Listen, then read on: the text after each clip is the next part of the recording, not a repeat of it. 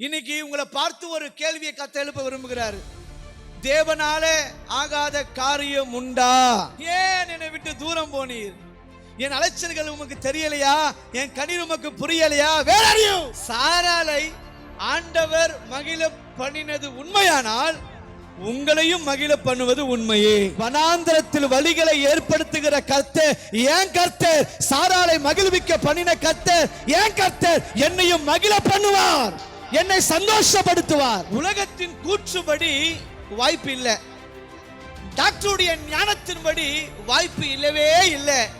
ஆனா பரலோகத்தின் பார்வையின்படி வாய்ப்பு இருந்தது.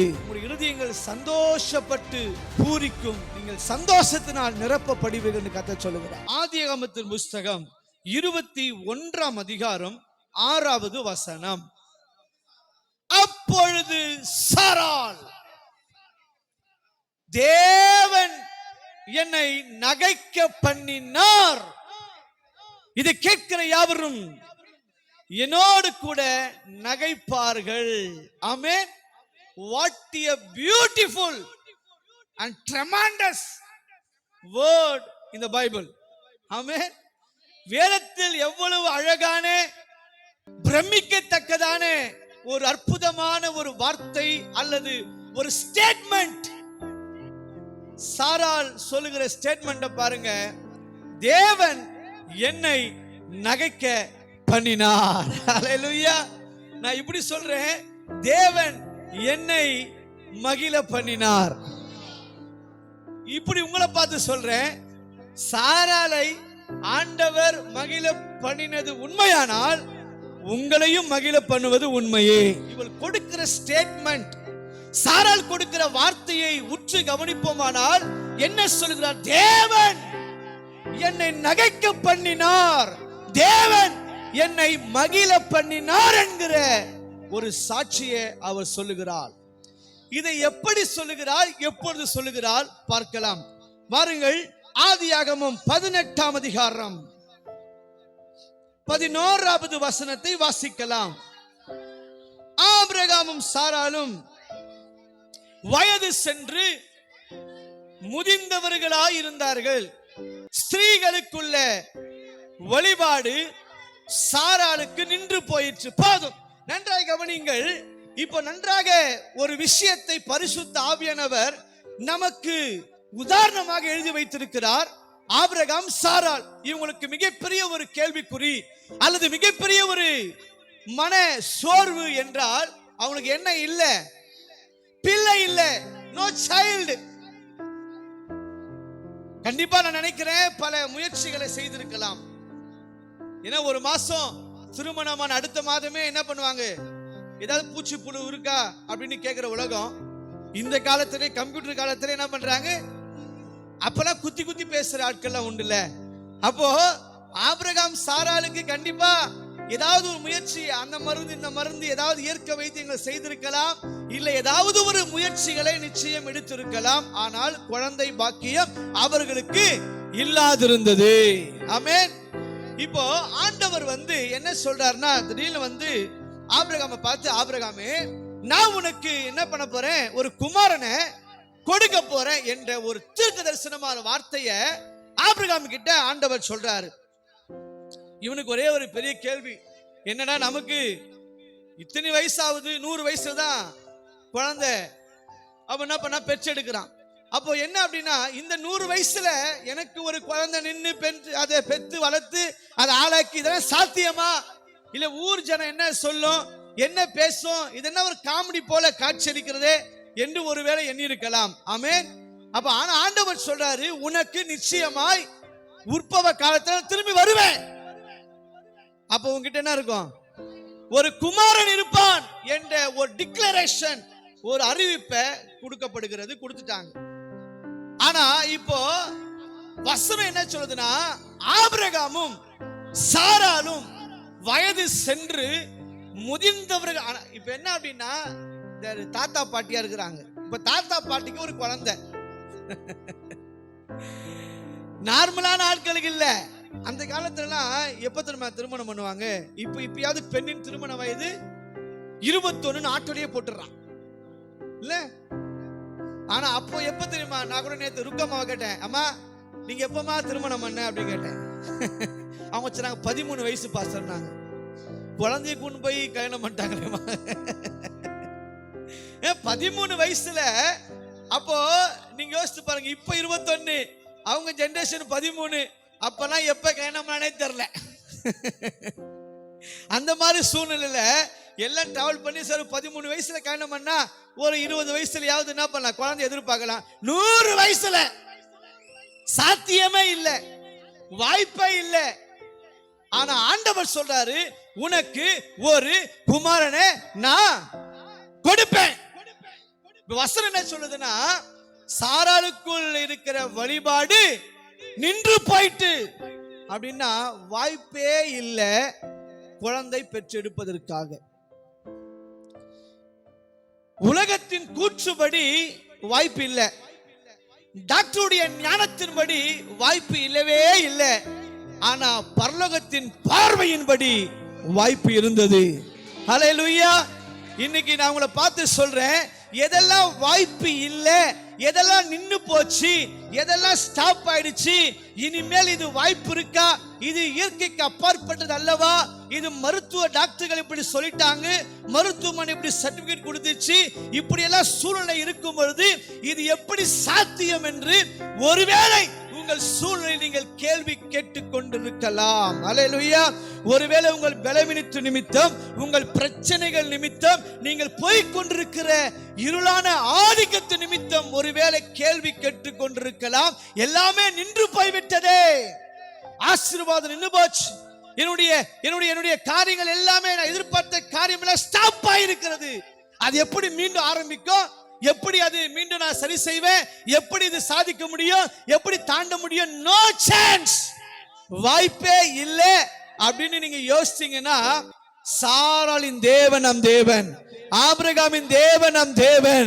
இன்னைக்கு ஆண்டவர் சொல்றாரு, எது நின்னு போனாலும் பரவாயில்லை, எது உன் வாழ்க்கையில ஆசீர்வாதம் கூட ஸ்டாப்பா இருக்கலாம்.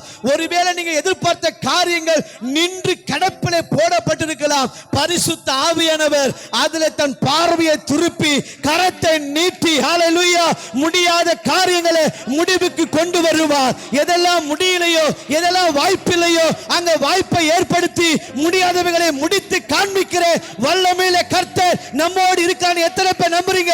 இப்ப நல்ல கைகளை தட்டி அல்லேலூயா ஆர்ப்பரிங்க பார்க்கலாம். ஹல்லேலூயா. No chance. நேவனே 100 வயசுல குழந்தை பிறக்கும் கையில் இருக்கும்னு சொன்னார்ல, ஓகே, இது கூட நான் ஏத்துக்கிறேன். ஆனா சாராளுக்கு பெண்களுக்குள்ள வழிபாடு என்ன ஆகி போச்சு, அது நின்னு போச்சு. இப்ப வயசு பிரச்சனை இல்ல, இது வேற பிரச்சனை. வயசே யோசிக்கும் போது 100 வயசுல என் கையில குழந்தையா அப்படின்னு ஒண்ணு கேள்வி. ரெண்டாவது, வழிபாடு நின்னு போச்சு. How is possible? இது எப்படி முடியும் என்ற கேள்விக்கு தான் ஆண்டவர் பதிலை சொல்லுகிறார். அந்த வசனத்தை வாசிங்க. கர்த்தரால் ஆகாத காரியம் உண்டோ? போதும். நல்லா கவனிங்க. இப்போ இவ என்ன ஸ்டேட்மெண்ட், நாங்க எல்லாம் ரொம்ப வயசானவங்க, பெண்களுக்குள்ள வழிபாடு நின்னு போச்சு இப்படின்னு இவ ஸ்டேட்மெண்ட். இவங்களுடைய பிரச்சனையை எடுத்து வைக்கிறாங்க. No, it is so difficult, இது வாய்ப்பு இல்லைன்னு சொல்லி எடுத்து வைக்கிறாங்க. ஆனா இங்க என்ன விஷயம் தெரியுமா? இங்க என்ன ஆசீர்வாதத்தை கர்த்தர் வச்சிருக்கிறார் தெரியுமா? ஒண்ணே ஒண்ணு, ஆண்டவர் இப்போ இவங்களை பார்த்து கேட்கிற ஒரே ஒரு கேள்வி, கர்த்தரால் ஆகாத காரியம் உண்டோ? ஹல்லேலூயா. There is a great question mark before Abraham and Sarah. இன்னைக்கு உங்களை பார்த்து ஒரு கேள்வியை கர்த்தர் எழுப்ப விரும்புகிறார். தேவனாலே ஆகாத காரியம் உண்டா? ஹலோ, இருக்கிறீங்களா? என் பலத்துக்கு முடியாது, என் திறமைக்கு முடியாது, டாக்டரால முடியாது, இருக்கிற சூழ்நிலையால அதெல்லாம் முடியாது. No chance. அப்படின்னு இருக்கும் பொழுது இப்போ ஆண்டவர் உங்களை பார்த்து ஒரு கேள்வி கேட்கிறாரு. நீங்க எத்தனை பேர் ஆண்டவரை பார்த்து கேள்வி கேட்கறீங்க? தேங்க்யூ அப்பான்னு கேட்கறதுக்கு பதிலா வேற அப்பான்னு கேட்கறீங்களே. தேங்க்யூ அப்பான்னு சொல்ல வேண்டிய நாவு இப்ப எப்படி கேக்குது? வேற ஏன் என்னை விட்டு தூரம் போனீர்? என் அலைச்சல்கள் உமக்கு தெரியலையா? என் கண்ணீர் உமக்கு புரியலையா? வேற அப்படிலாம் கேட்கிறோம். இனி ஏசப்பா உங்களை பார்த்துக்கிறாரு. என்னால ஆகாத காரியம் ஒன்று உண்டோ, ஒன்று உண்டோ என்று கேட்கிறார். இப்ப நீங்க தான் பதில் சொல்லணும். ஆண்டவரே, ஆமா ஒண்ணுமே முடியாது உங்களாலன்னு சொல்றீங்களா? இல்ல, எல்லாவற்றையும் செய்வதற்கு என் தகப்பனால முடியும். ஹல்லேலூயா. வனாந்தரத்தில் வழிகளை ஏற்படுத்துகிற கர்த்தர் ஏன் கர்த்தர், சாராளை மகிழ்விக்க பண்ணின கர்த்தர் ஏன் கர்த்தர் என்னையும் மகிழ பண்ணுவார், என்னை சந்தோஷப்படுத்துவார். ஹல்லேலூயா. ஏனா நான் ஆராதிக்கிற கர்த்தரால் எல்லாவற்றையும் செய்து முடிக்க முடியும். ஆமென். நீங்க கேள்வியோடு ஒருவேளை வந்திருக்கலாம். ஆண்டவர் உங்களை ஒரு கேள்வி கேட்டு அனுப்ப விரும்புறார். எங்க பாஸுடைய கேரக்டரே புரிஞ்சுக்க முடியாது. அவரை ஒரு கேள்வி கேட்டு அவர் 2 கேள்வி கேட்டு அனுப்பிடுவார். எரேமியா கேட்கிறான், ஆண்டவரே துன்மார்க்க நல்லா இருக்கிறான், ஐயக்க தினம் பண்றவன், முடிச்ச விகிதனம் பண்றவன், துன்மார்க்க, இவன் எல்லாம் சூப்பரா இருக்கிறான் சார். யாரு ஜெபம் பண்றது? ஆனா நான் உமக்கு உண்மையா இருக்கிறேன், உத்தமமா இருக்கிறேன், என்ன நான் மட்டும் ரொம்ப கஷ்டத்துல அழுதுன்னு புலம்பினே இருக்கிறேன் என்ன அப்படின்னு கேட்கிறான். அப்படியா தங்கம்? ஏன்னா தங்கம் கவலைப்படாத தட்டி கொடுத்தாரா? அவரு கேள்வி கேட்டாரு, நீ மனுஷனோடு ஓடும் போதே இப்படி சோர்ந்து போவையாகில் காலாட்களோடு எப்படி ஓடுவாய்? அவர் ஒரு கேள்வி கேட்டு பண்ணாரு. நீயே பதில் சொல்லிக்கணும், எப்படி ஓட வேண்டும். அது மாதிரி நம்ம ஆண்டவர் நம்ம போய் கேள்வி கேட்டா ஒரு 10 கேள்வி நம்மளை கேட்டு வாயடிச்சுட்டு விட்டு போயிடுவார். இன்னைக்கு ஒருவேளை உங்களுக்கு வாழ்க்கையில ஏதாவது ஒரு மூலையில ஒரு கேள்வி இருக்குன்னா அவர் கேட்கிறாரு, என்னால் ஆகாத காரியம் ஒன்று உண்டோ? நீங்க தான் பதில் சொல்லணும். இல்லப்பா, உங்களால முடியும், மாற்ற முடியும், ஜெயிக்க வைக்க முடியும், எனக்கு வர வேண்டிய நன்மையை கொண்டு வர வைக்க உங்களால முடியும், என்னுடைய காரியத்திலே உங்களுடைய கரம் தொடுவதற்கு உங்களால முடியும், எல்லாமே முடியும், சாத்தியமாகும், நான் விசுவாசிக்கிறேன், நம்புறேன்ப்பா. இன்னைக்கு சொல்லக்கூடியவர்கள் இயேசுக்கு தேவை. ஆமென். இப்படிப்பட்டவர்களை இயேசு ராஜா மகிழ பண்ண போகிறார், மகிழ பண்ண போகிறார். ஹல்லேலூயா. இப்ப நல்லா கவனிங்க. நம்ம முன்னாடி ஒரு வசனம் வாசித்தோம்ல, கர்த்தர் தாம் சொல்லி இருந்தபடி சாராள் பேரில் கடாட்சியமானார். நல்லா கவனிங்க, நல்லா கவனிங்க. கர்த்தர் தாம் உரைத்தபடியே சாராளுக்கு செய்யவில்லை, அப்படியா? செய்தருளினார். ஆமென். வழிபாடு நின்று போச்சு, வயசான பீஸ், வயசாகி போச்சு, தாத்தா பாட்டி. ஆனா அந்த ஃபைனல் ரிசல்ட் கர்த்தர் சாராளுக்கு உரைத்தபடியே சொன்னபடியே அவர் செய்தருளினார். ஹல்லேலூயா. இன்னைக்கு இப்படி நான் உங்களுக்கு அறிவிக்கிறேன், உங்களுக்கு ஆண்டவர் சொன்னபடியே, ஆண்டவர் உங்களுக்கு வாக்குத்தத்தம் பண்ணபடியே அவர் செய்து அருளுவார், அவர் செய்து முடிப்பார் என்று பரிசுத்த ஆவியானவர் சொல்லுகிறார். ஹல்லேலூயா. ஏன் சாராளுக்கு மட்டும் தான் செய்வாரா? எனக்கும் அவர் செய்து முடிப்பார்.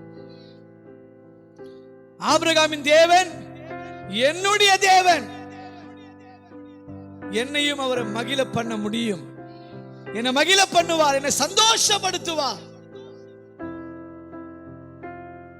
உங்களுடைய இருதயங்கள் சந்தோஷப்பட்டு பூரிக்கும், நீங்கள் சந்தோஷத்தினால் நிரப்பப்படுவீர்கள் என்று கர்த்தர் சொல்லுகிறார்.